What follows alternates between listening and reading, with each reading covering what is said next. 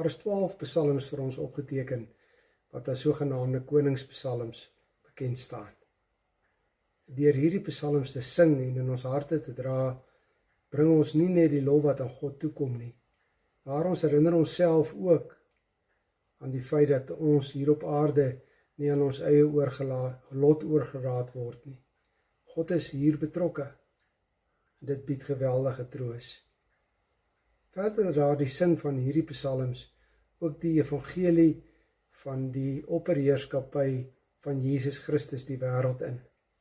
Dit dra daartoe by dat die koninkryk van God sigbaar en hoorbaar op aarde geproklameer word.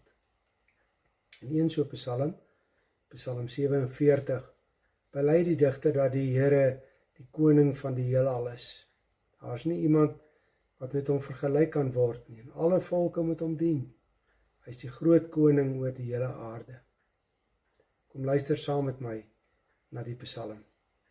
Al julle volke, klap julle hande, juig tot eer van God met 'n jubelende stem, want aan die Here, die Allerhoogste, kom eerbied toe. Hy is die groot koning oor die hele aarde. Hy het volke aan ons onderwerp en nasies aan ons onderhorig gemaak. Hy het ons besittings vir ons uitgekies, die pragtige land van Jakob wat hy liefhet. God gaan op na sy tempel toe onder gejubel.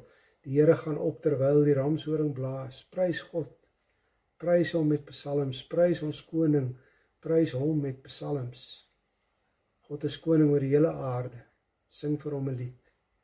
God is koning oor die nasies. God is op sy heilige troon. Die leiers uit elke volk sal hulle verenig met die volk van God, van Abraham. Die heersers van die aarde is onderworpe aan God. Hy is bo almal verhewe. Het gaan nie in die psalm oor die vergelyking tussen God en ander gode nie. So 'n vergelyking kan nie, hoef nie, en eintlik mag dit nie gemaak word nie. Die Here is die enigste, universele, onvergelykbare God vir alle volke en nasies.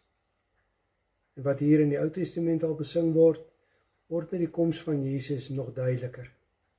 Die eerste een wat uit die dood opgestaan het, word in Openbaring 1 vers 5 die heerser oor die konings van die aarde genoem.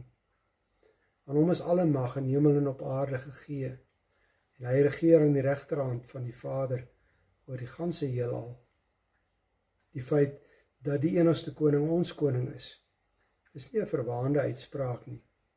Dis 'n genade voorreg waarvoor ons God moet loof. Die klem moet reg gelê word. Dis nie ons koning wat koning oor die heelal is nie. Dis eerder die koning oor die heelal wat ons koning is. Hy het Israel gekies as volk aan wie hy hom in die eerste plek bekend gemaak het. En tog was die openbaring aan Israel nooit bedoel om net aan hulle te wees nie. Israel was deur God gekies om juis sy universele koningskap aan alle nasies bekend te maak. Daarom is die evangelie van verlossing vir almal deur die koms van Jesus nie iets niets nie. Deur die geloof in Jesus word die koningskap egter duidelik sigbaar vir almal. Uit alle volke, tale en nasies moet sy koningskap erken word. Die universele koningskap van God moet ook bely word. Dis eintlik wat die psalmdigter doen. Hy redeneer nie daaroor nie, hy bely dit. Psalm roep ons om dit ook weer te bely. Die waarheid ook van die universele koningskap van God is daar om bely te word. En as jy dit bely, dan werk dit op nuut geloof. Sê dis daarom, sê vir God, sê vir jouself, sê vir ander gelowiges in hulle nood, sê vir die wêreld, sê dit elke dag. Die Here is koning van die heelal. Goeienaand.